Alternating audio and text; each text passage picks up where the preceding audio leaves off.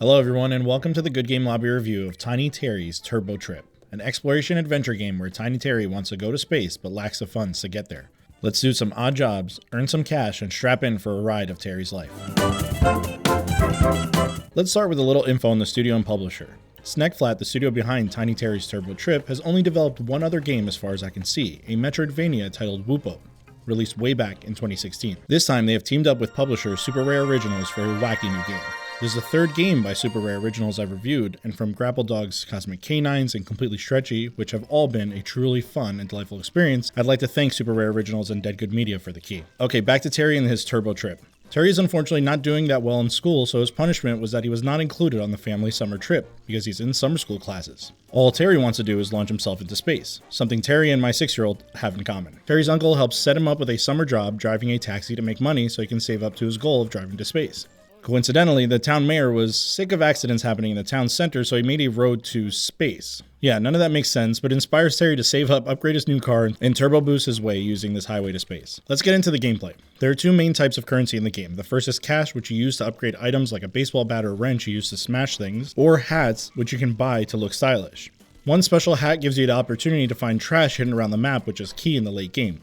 The second currency is trash. Yes, trash. You use trash found around the world to be reworked into boosts for your taxi. While junk is scattered everywhere, the biggest hauls come from odd jobs for the community, marked by question marks on the map. These tasks range from stealing cars, where a carjacker's son pays you from the sale, to helping a criminal find non-violent ways to commit crimes. You even have a school where Terry's supposed to take his summer classes instead of playing soccer, or rather football, with your friends. Completing jobs reveals buried garbage that yields the best results. You also unlock a paraglider, which is now a staple among every open world game I've played.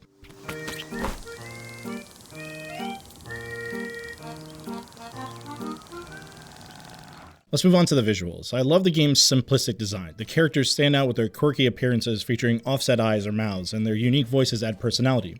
Even the names are memorable with standouts like Trapkind, Juke Tank, Steakweg, Flute Jock, and Hersenbreek. It's a missed opportunity if they haven't created a Tiny Terry name generator. You guys can have that idea. Terry's animations, whether walking, running, chatting with NPCs, smashing garbage for cash, or collecting bugs, feel fluid and rewarding. The bouncing when speaking to someone, or the animation of someone burning alive because they won't admit that they need sunblock, are hilarious visual gags. Everything has a delightful wonkiness to it. For example, the guardrails or parking lines and many buildings look like freehand doodles with no refinements, yet this consistent style ties the game together and enhances its charm. The sound design of just talking in the game is one of my favorite things ever. I love the blumps, clumps, blorps, and odd mouth sound effects used as voices. By pressing B, you can make Terry talk and do the same. I mean, just listen to how funny this is.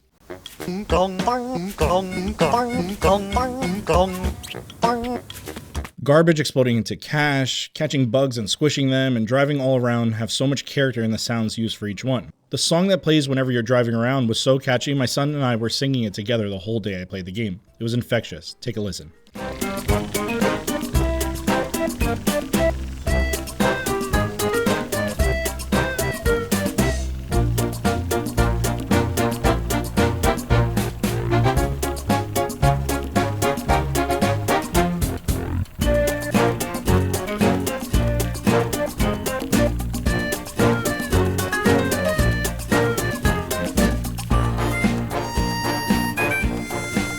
With a wacky open world to explore and goofy premise, Tiny Terry's Turbo Trip is a true trip full of wonky NPCs, all living in an oddball world where wearing a traffic cone as a hat is perfectly normal. The highlights are exploring the world, boosting around in your car, and talking to characters with awkward silences and dialogue that make it hilarious.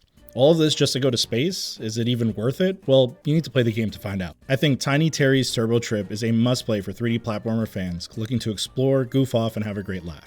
It took me roughly 3.5 hours to beat the main game, but with plenty of side quests to complete, How Long to Beat claims it's 6.5 hours, making the $17.99 price point more than reasonable. It's available on Steam right now and coming to PlayStation and Nintendo Switch on February 13th, 2025. I'm excited to check out Snekflat's previous title, Woopo, and the rest of the Super Rare originals coming in 2025. Thank you for watching my review of Tiny Terry's Turbo Trip. If you want to see more goofy indie games like this, you can check out my review of Thank Goodness You're Here on your left, and if you want a taste of the best indie games released in 2024, check out the video popping up on your right. Make sure to subscribe, and as always, GG.